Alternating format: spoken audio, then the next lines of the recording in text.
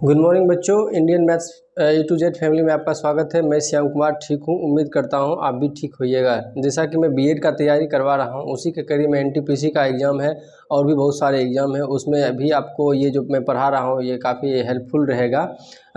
Polity में मैंने राष्ट्रपति उपराष्ट्रपति के बारे में बता रखा है।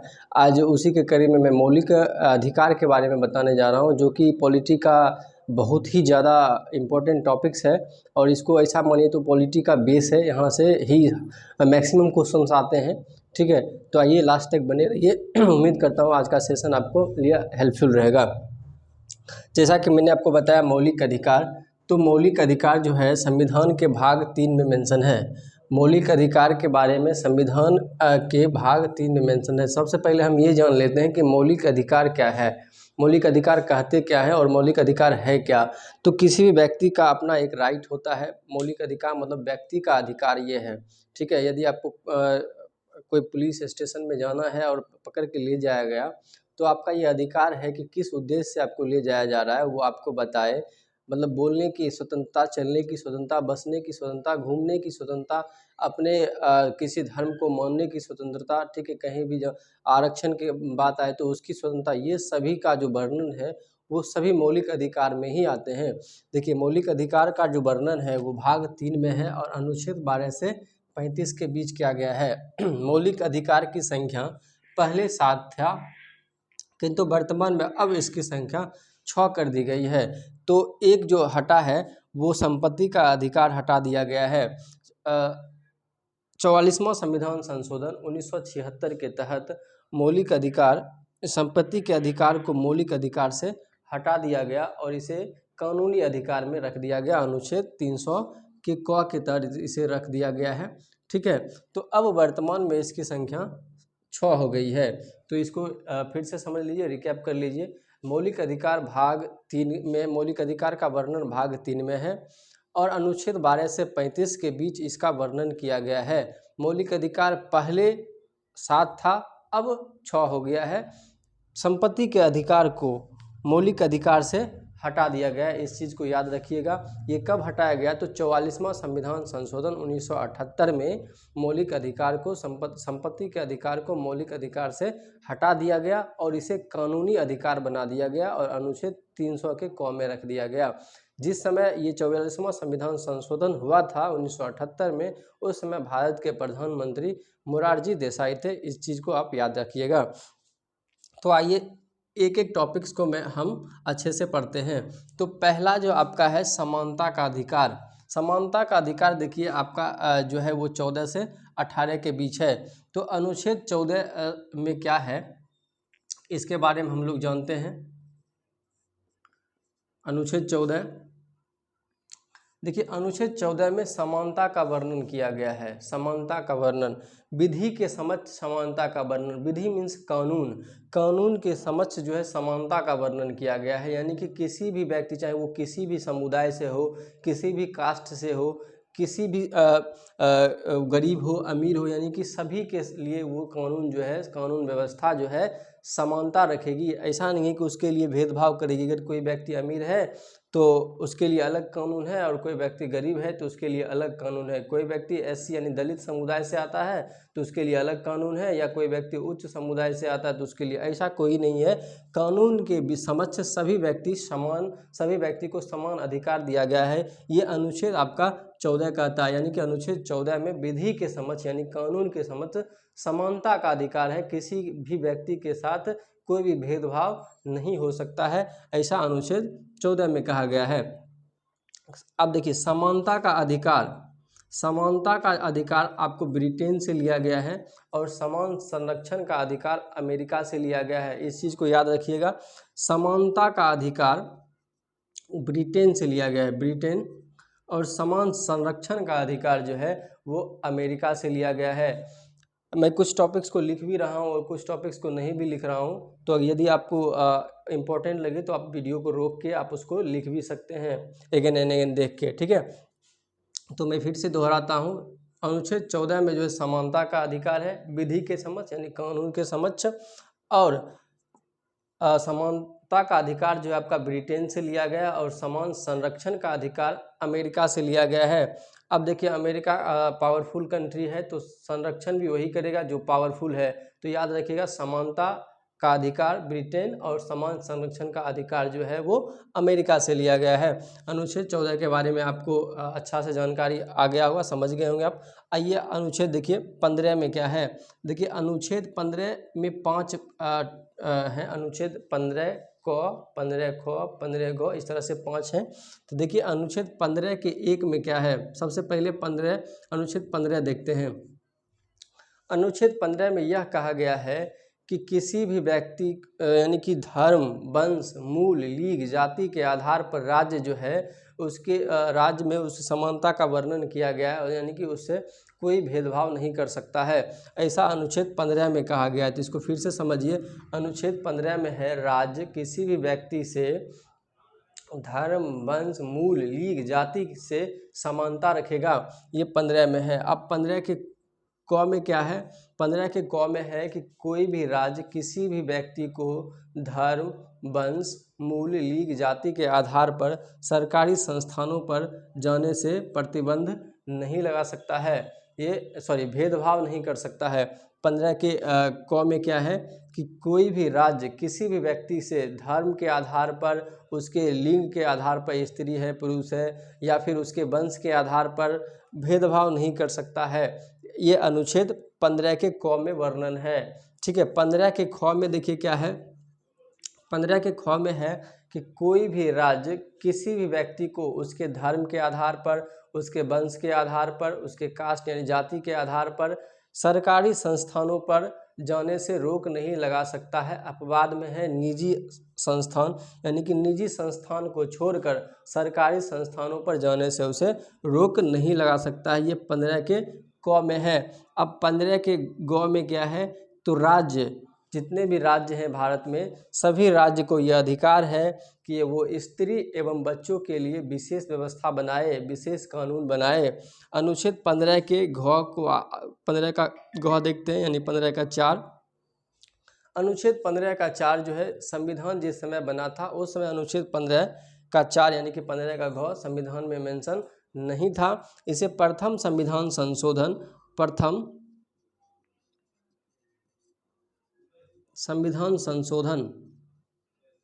1951, प्रथम संविधान संशोधन 1951 के तहत इसे संविधान में जोड़ा गया। इसी के तहत सरकारी संस्थान यानी कि सरकारी सेवा में जो है आरक्षण दिया जाता है, यानी कि पिछड़ा वर्ग हो गया, SC हो गया, ST हो गया, इसी इनके अनुच्छेद 15 के तहत ही उसे सरकारी सेवा में आरक्षण दिया जाता है। आरक्षण संबंधी जो है कई संगठन, कई मतलब जो संस्था जो बना, जैसे उसी के कड़ी में काका केलकर ने 1953 ईस्वी में आरक्षण संबंधी सुझाव दिए। मंडल आयोग 1978 ईस्वी में जो है आरक्षण संबंधी सुझाव दिया। मंडल आयोग के अनुसार जो है 50% से अधिक आरक्षण नहीं दिया जा सकता है। तो आपको कई बार एग्जाम में पूछता है काका केलकर का संबंध किससे है, तो आरक्षण से है, और मंडल आयोग का संबंध किससे है, तो आरक्षण से है। काका केलकर ने अपना सुझाव कब दिया था, 1953 ईस्वी में, और मंडल आयोग ने अपना सुझाव कब दिया था, तो 1978 ईस्वी में। इन चीज़ों को आप याद रखिएगा। मंडल आयोग से ज़्यादा इम्पोर्टेंट क्वेश्चन इसलिए भी बनता है क्योंकि इसमें मेंशन किया गया था कि 50% से अधिक जो है किसी भी व्यक्ति को आरक्षण नहीं दिया जाएगा। 15 के 5 में जो है, देखिए 15 का 5 जो है उसमें कहा गया है निजी क्षेत्रों में आरक्षण का बात कहा गया है। 15 के अरो यानी 5 में निजी क्षेत्रों में आरक्षण का बात कहा गया। अब निजी क्षेत्रों में आरक्षण क्या होता है इसको समझिए। जैसे कि प्राइवेट संस्था हैं, बड़े बड़े कंपनी हैं, तो उसमें भी आरक्षण दिया जाएगा। SC ST माइनॉरिटी ये सब ऐसा कहा गया है 15 के 5 में। आइए अब आते हैं 16 अनुच्छेद 16 में जो कहा गया है वो कहा गया है कि आर्थिक समानता का वर्णन दिया गया। आर्थिक समानता मतलब कि नौकरी के लिए सभी को समान अवसर दिया जाएगा, ये अनुच्छेद 16 में है। तो आइए इसको फिर से हम रिकैप कर लेते हैं। देखिए अनुच्छेद 15 में जो है वो धर्म, वंश, मूल, लीग, जाति के आधार पर समानता रखा गया है। 15 के क में जो है कोई भी राज्य किसी भी व्यक्ति को उसके धर्म के आधार पर, उसके जाति के आधार पर, उसके वंश, लीग के आधार पर, लीग अर्थात ये स्त्री है तो इसको मंदिर में नहीं जाने देंगे, ऐसा कुछ नहीं है। यानी कि भेदभाव नहीं कर सकता है, उसको रोक नहीं सकता है। ये 15 के क में है। और 15 के ख में यानी कि 15 के 2 में जो है वो कोई भी राज्य निजी संपत्ति को छोड़कर सरकारी संस्थानों पर धर्म, वंश, मूल, लीग, जाति के आधार पर जाने से रोक नहीं सकता। 15 का ग, जितने भी भारत के जितने भी राज्य हैं सभी को यह अधिकार है कि स्त्री एवं बच्चों के लिए विशेष व्यवस्था बनाए। 15 का घ यानी 4 जो है ये संविधान में पहले मेंशन नहीं था। प्रथम संविधान संशोधन 1951 के तहत इसे संविधान में जोड़ा गया, अर्थात इसी के तहत सरकारी सेवा में आरक्षण दिया जाता है। आरक्षण से संबंधित कई आयोग का गठन किया गया। उसी के करीब में काका केलकर 1953 में आरक्षण संबंधी सुझाव दिए थे और मंडल आयोग 1978 ईस्वी में आरक्षण संबंधी सुझाव दिए थे। मंडल आयोग के अनुसार 50% से अधिक किसी भी व्यक्ति को आरक्षण नहीं दिया जा सकता है। अनुच्छेद 16 में जो है वो निजी संपत्ति अनुच्छेद 16 में जो है आर्थिक समानता का वर्णन है, ठीक है। उसमें सभी को नौकरी के लिए समान अवसर दिया जाएगा। अनुच्छेद 17 में देखिए क्या है, अनुच्छेद 17 ये काफ़ी इम्पोर्टेंट है। अनुच्छेद 17 में है अस्पृश्यता का अंत। अस्पृश्यता क्या होता है? छुआछूत। छुआछूत क्या होता है कि जैसे उच्च कास्ट के लोग जो हैं निचली कास्ट के लोग से छुआछूत मानते हैं, अपने आप को मतलब ऐसा मानते हैं कि उसको छूने से जो है मतलब पाप होगा। इस तरह से पौराणिक अवधारणा है, ये बहुत दिनों से चलता आ रहा है। तो उसी के बारे में इसमें अनुच्छेद 17 में वर्णित है कि इसमें छुआछूत का अंत कर दिया गया। यानी कि संविधान में ऐसा अनुच्छेद 17 में ये मेंशन कर दिया गया है कि कोई छुआछूत नहीं होता है। यानी छुआछूत को क्या कर दिया गया? समाप्त कर दिया गया, ठीक है। तो आपको समझ में आएगा कि अनुच्छेद 17 में क्या है? छुआछूत का अंत है। तो छुआछूत के बारे में समझ में आ गया कि उच्च कास्ट के लोग निचली कास्ट से घृणा करते थे पहले, उसके साथ उठने बैठने में घृणा करते थे, उसे घृणित दृष्टि से देखते थे। अगर वो घर पे आ भी जाए तो मतलब अजीब टाइप से उससे व्यवहार करते थे। तो इसी सब को देखते हुए निचली कास्ट को जो शोषण होता था, इसी सब को देखते हुए क्या किया गया? संविधान में एक अनुच्छेद लाया गया, अनुच्छेद 17, और उसमें यह कहा गया कि छुआछूत का क्या होगा? अंत होगा। अनुच्छेद 18 में यह वर्णित है कि आप अपने मन से किसी भी उपाधि को धारण नहीं कर सकते हैं। पहले क्या होता था कि कोई भी व्यक्ति अपना नाम स्वयं अलग से उपाधि धारण कर लेता था, शाहजहां तो बादशाह, इस तरह से अपने नाम के आगे एक बड़ा सा उपाधि धारण कर लेता था। तो इन्हीं सब को देखते हुए अनुच्छेद 18 में यह कहा गया है कि उपाधि आप नहीं अपने मन से नहीं ले सकते हैं। अगर उपाधि आपको कोई देश दे भी रहा है तो उसके उपाधि लेने से पहले आपको राष्ट्रपति से अनुमति लेना पड़ेगा। यदि राष्ट्रपति आपके उपाधि को स्वीकार करता है और आपको बोलता है ठीक है आप ले सकते हैं, तो आप उस उपाधि को ग्रहण करेंगे, अन्यथा गैर कानूनी उसे समझा जाएगा। आइए देखिए अब आता है स्वतंत्रता का अधिकार 19 से 22। आपने समानता का अधिकार पढ़ लिया 14 से 18 तक। समानता का अधिकार 14 से 18 आपने समझ लिया, पढ़ लिया। उम्मीद करता हूँ आपको समझ में भी आया होगा, ठीक है। आज अब देखिए दूसरा अधिकार जो है मौलिक अधिकार के कड़ी में स्वतंत्रता का अधिकार है 19 से 22, ठीक है। तो देखिए अनुच्छेद 19 में 6 अनुच्छेद आते हैं। सबसे पहले अनुच्छेद 19 में देखते हैं। 19 के 1 में क्या है? 19 के 1 में वाक्य एवं अभिव्यक्ति की स्वतंत्रता है। वाक्य एवं अभिव्यक्ति, आप इसको अगेन एंड अगेन देख के लिख भी सकते हैं, ठीक है। वाक्य एवं अभिव्यक्ति याद रखिएगा। वाक्य एवं अभिव्यक्ति मतलब बोलने की स्वतंत्रता। आप जो बोल रहे हैं, हम जो बोल रहे हैं, या कोई भी व्यक्ति कहीं भी जाके किसी सरकारी दफ्तर में जाके अपने बातों को रखता है, बोलता है, तो ये जो अधिकार, बोलने का अधिकार है, ये अनुच्छेद 19 के 1 में है। इसी के तहत प्रेस की स्वतंत्रता आती है। प्रेस की स्वतंत्रता इन द सेंस, कहने का मतलब ये हुआ कि जितने भी रिपोर्टर हैं, जितने भी पत्रकार हैं, उनको जो स्वतंत्रता दिया जाता है वो 19 के 1 के तहत ही दिया जाता है। तो कई बार एग्जाम में क्वेश्चन में पूछता है कि प्रेस की स्वतंत्रता अनुच्छेद किस अनुच्छेद में वर्णित है? तो अनुच्छेद 19 का 1 याद रखिएगा। कभी कभी 19 का 1 ऑप्शन में नहीं रहता है, सिर्फ 19 रहता है, तो कन्फ्यूज नहीं होना है। 19 का कौर है, 19 का एक रहे या 19 रहे, आपको मार देना है। तो अनुच्छेद 19 में आपको समझ में आ गया कि बोलने की स्वतंत्रता है, वाक्य एवं अभिव्यक्ति की स्वतंत्रता है। अनुच्छेद 19 का 2, 19 के 2 यानी कि ख्वा आप बोलिए या 19 का 2 बोलिए। अनुच्छेद 19 के 2 में आप निरायुध सम्मेलन कर सकते हैं, यानी कि अनुच्छेद 19 के 2 के तहत आपको यह अधिकार दिया गया है कि आप सम्मेलन शांतिपूर्वक कर सकते हैं। सम्मेलन जो हिंसात्मक नहीं होना चाहिए, अगर हिंसात्मक होगा तो आप पे कानूनी कार्रवाई की जाएगी। अनुच्छेद 19 में ये साफ साफ मेंशन है कि आप जो है सम्मेलन कहीं भी कर सकते हैं, ठीक है, लेकिन वह सम्मेलन हिंसात्मक नहीं होना चाहिए, ठीक है। अनुच्छेद 3 में देखिए, अनुच्छेद 3 के 19 के 3 के तहत आपको कहा गया है कि आप संघ या संगठन बना सकते हैं, यानी कि आप अपना ग्रुप बना सकते हैं, संगठन बना सकते हैं, संगठन का कोई नाम दे सकते हैं, लेकिन संगठन ऐसा हो कि सामाजिक दृष्टि से हितकर हो, सामाजिक दृष्टि के लिए हो। संगठन ऐसा नहीं हो कि उससे समाज में जो है गलत अवधारणा फैले, ठीक है, ऐसा नहीं हो।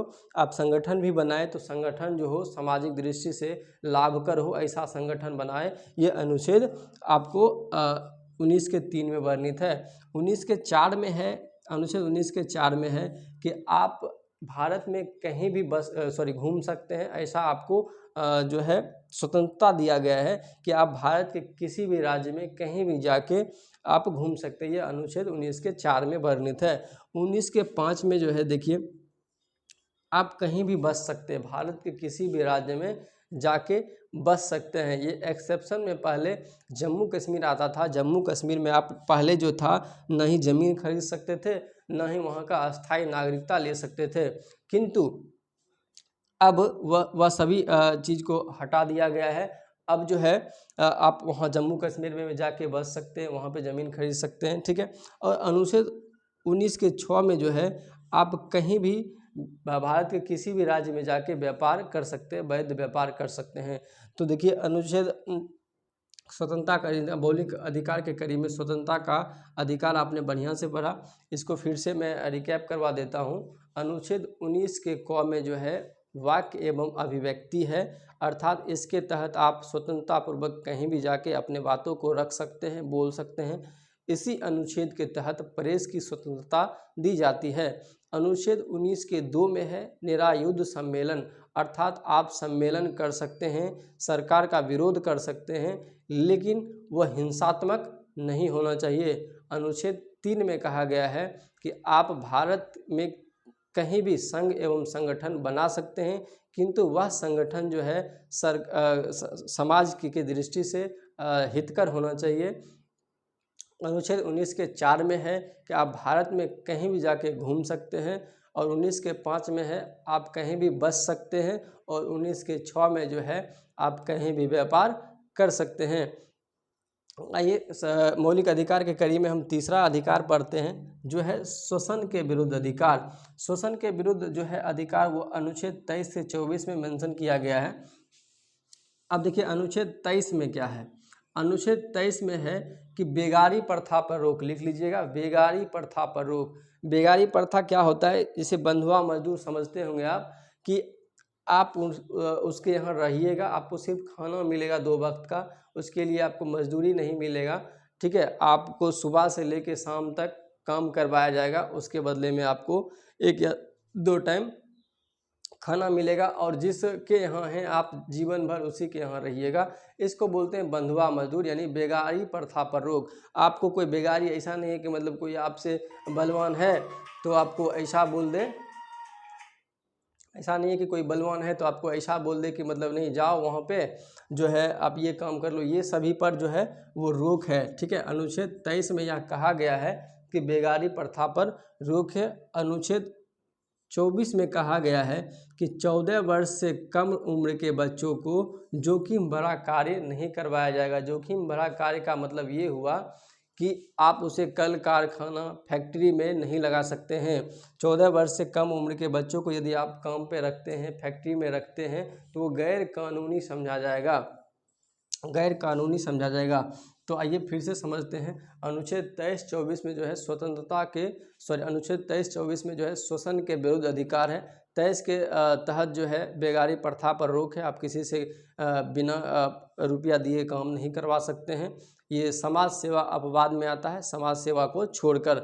और अनुच्छेद 24 में मेंशन है कि 14 वर्ष से कम उम्र के बच्चों को जोखिम भरे कार्य में नहीं लगा सकते, अर्थात जो है किसी कल कारखाना, किसी फैक्ट्री में आप उसको नहीं लगा सकते हैं। देखिए अनुच्छेद अब आता है धार्मिक स्वतंत्रता का अधिकार। धार्मिक स्वतंत्रता का अधिकार जो है अनुच्छेद 25 से 28 के बीच किया गया है।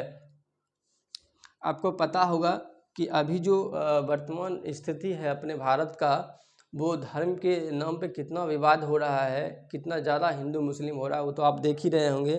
ठीक है, तो धर्म हमको ये सिखाता है कि आपस में मिलजुल के रहें, आपस में भाईचारा बना के रहें।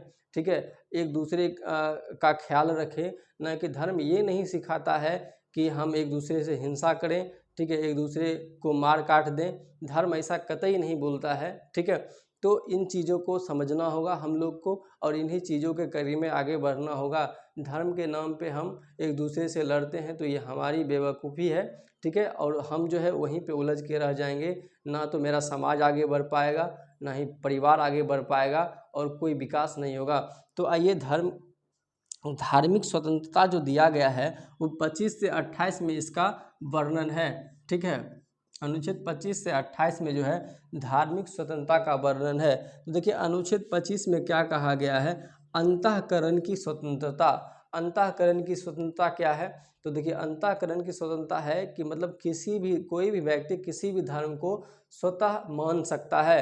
अगर कोई हिंदू चाहता है कि नहीं हम बौद्ध बन जाएं, हम जैन बन जाएं, तो वो बन सकता है। यदि कोई जैन व्यक्ति या बौद्ध भिक्षु चाहता है नहीं हम हिंदू बन जाएं, तो मतलब ऐसा वर्णन किया गया है। अनुच्छेद 25 में ये कहा गया है कि कोई भी व्यक्ति किसी भी धर्म को मान सकता है, उसमें कोई रोक टोक नहीं है।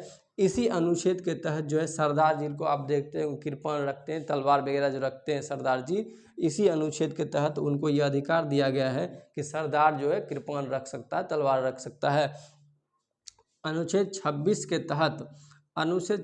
के तहत यह कहा गया है कि आप कहीं भी धर्म का जो है प्रबंधन व्यवस्था कर सकते हैं, लेकिन ये सरकारी संस्थानों पर लागू नहीं होता है। यानी कि यदि आपको कहीं किसी बड़े धर्म को यानी कि जग करना है या फिर और भी कुछ करना है तो आप कर सकते हैं, उसका प्रबंधन कर सकते हैं, लेकिन यह भी कहा गया है कि यह सरकारी संस्थानों पर नहीं लागू होगा। तो आपको समझ में आ गया होगा 25 के तहत कोई भी व्यक्ति किसी भी धर्म को मान सकता है। 26 के तहत कोई भी व्यक्ति अपने धर्म के लिए किसी भी जगह को चूज कर सकता है, किंतु वो सरकारी संस्थान नहीं होना चाहिए। अनुच्छेद 27 में जो कहा गया है धर्म के नाम पर जितने भी पैसे आते हैं या जितना भी खर्च होता है वो टैक्स फ्री होगा, उसमें सरकार को टैक्स नहीं जाएगा और उसमें सरकार कोई हस्तक्षेप नहीं करेगा। ये अनुच्छेद 27 में वर्णित है। अनुच्छेद 28 में है कि कोई भी व्यक्ति जो है धर्म का प्रचार प्रसार यानी कि धर्म का प्रचार स्कूल में यानी कि सरकारी संस्थानों में नहीं कर सकता है, वहाँ पे पढ़ा नहीं सकता है। यानी कि आप ऐसा नहीं कर सकते हैं कि आप सरकारी स्कूल में जो रामायण पढ़ाने लग जाएं, मदरसा में जो है आप कुरान पढ़ाने लग जाएं, ऐसा नहीं है। आप वहाँ पे पढ़ाइए, ठीक है, लेकिन उसमें धर्म का शिक्षा आप नहीं दे सकते हैं। ये अनुच्छेद 28 में कहा गया है। उम्मीद करता हूँ ये आपको 25 से 28 अच्छे से समझ में आ गया होगा। आइए देखते हैं अगला मौलिक कर्तव्य। देखिए अगला मौलिक कर्तव्य जो आपका है शिक्षा एवं संस्कृति का अधिकार है। ये 29 और 30 में वर्णित है। ये शिक्षा एवं संस्कृति का अधिकार अनुच्छेद 29 और 30 में है। हम इस अधिकार को ये कह सकते हैं कि ये अल्पसंख्यकों के हितों के लिए इस अधिकार का वर्णन किया, इस अधिकार में वर्णन है। अल्पसंख्यक किसको कहते हैं, जिसकी जनसंख्या भारत में बहुत कम है, जैसे मुस्लिम हो गया, जैन हो गया, बौद्ध हो गया, ये सभी जो भी आते हैं, सिख हो गए, जिनकी संख्या भारत में कम है उसको बोलते हैं अल्पसंख्यक। तो अल्पसंख्यक यानी अनुच्छेद 29 के तहत अल्पसंख्यक को यह अधिकार दिया गया है कि वह अपने इच्छा अनुसार भाषा एवं लिपि अपना सकता है।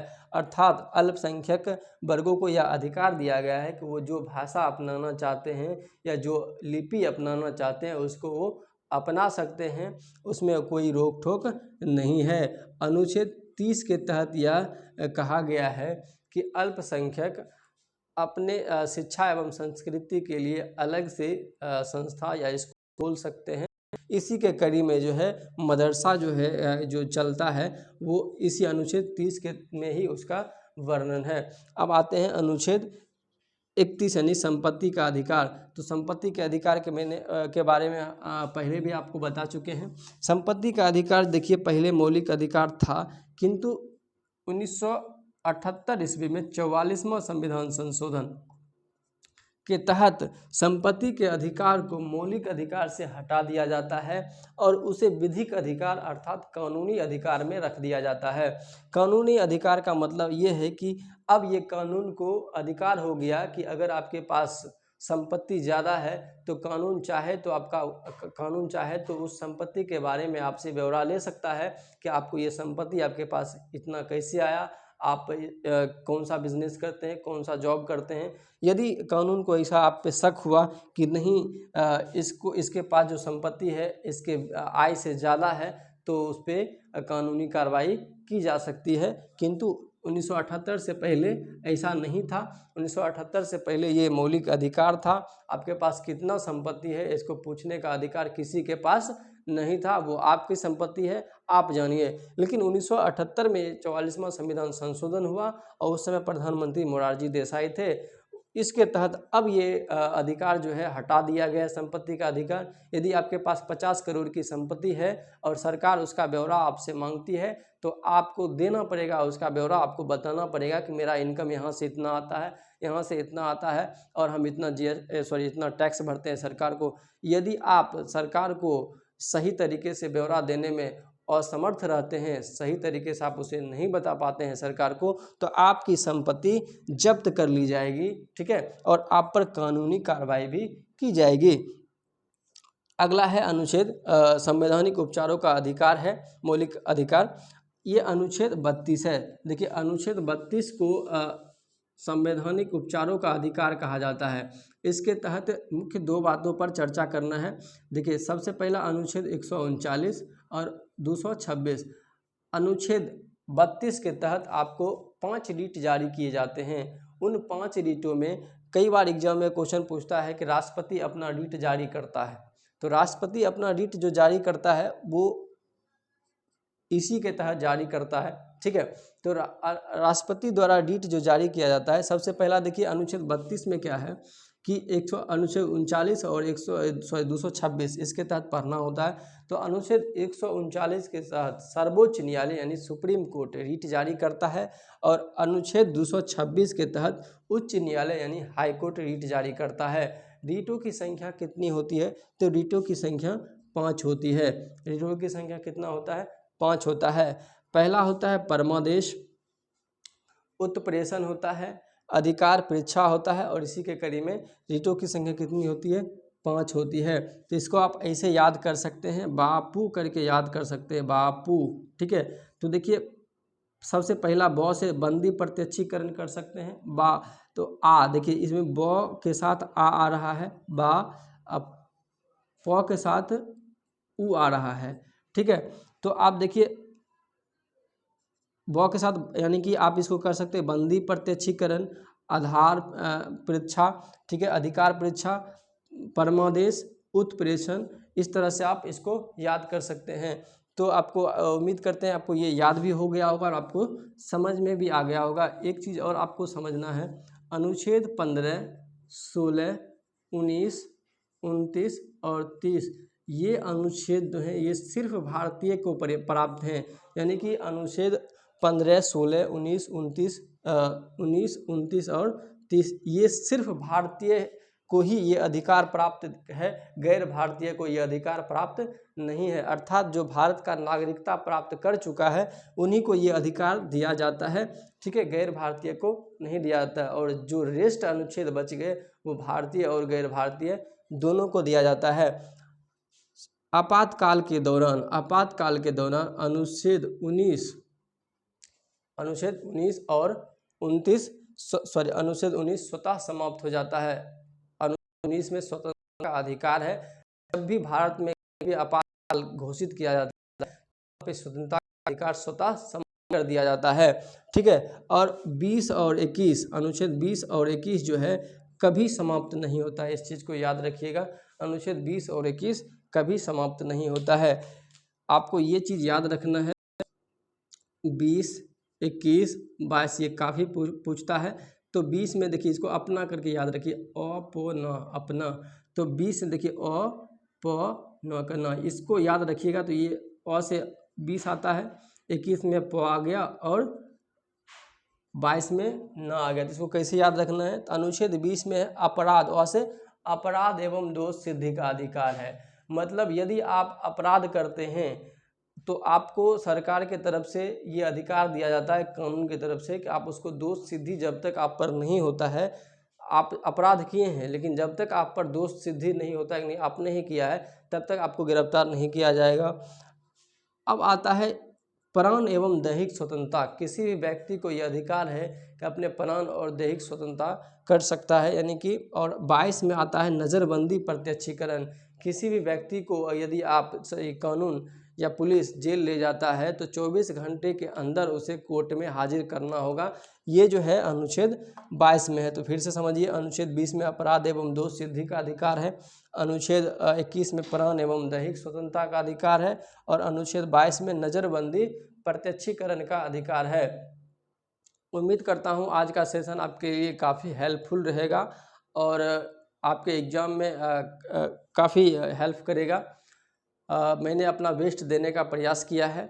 आपको अगर वीडियो में कोई चीज़ त्रुटि लगा होगा या कोई चीज़ गलत लगा होगा, ऐसा लगा कि नहीं सर को ऐसे ही समझाना चाहिए, तो कमेंट बॉक्स आपके लिए, आपके सजेशन के लिए खुला है, बिल्कुल आप दे सकते हैं। किसी भी प्रकार का क्वेरी चाहिए तो आप कमेंट बॉक्स में लिख सकते हैं, या आपको किसी भी टॉपिक्स पे वीडियो चाहिए या फिर किसी भी टॉपिक्स को आप समझ नहीं पाते हैं तो आप मेरे नंबर पे आप मैसेज कर सकते हैं। ये मेरा नंबर है, ये आपको काफ़ी हेल्पफुल करेगा। यदि आज का वीडियो आपको अच्छा लगा है तो प्लीज़ लाइक, शेयर और सब्सक्राइब ज़रूर कीजिएगा। और नेक्स्ट वीडियो के लिए आप मेरे चैनल को सब्सक्राइब ज़रूर कीजिएगा, ताकि जितने भी एग्ज़ाम आने वाले हैं उसके लिए मैं टॉपिक्स जो बनाता हूँ आपको समझ में आए, ठीक है, और आपके लिए हेल्पफुल रहे। मेरा ये मानना है कि मैं जो भी पढ़ाता हूँ टॉपिक वाइज पढ़ाता हूँ और काफ़ी एग्ज़ाम के लिए काफ़ी हेल्पफुल रहता है। आज के लिए इतना ही। जय हिंद, धन्यवाद।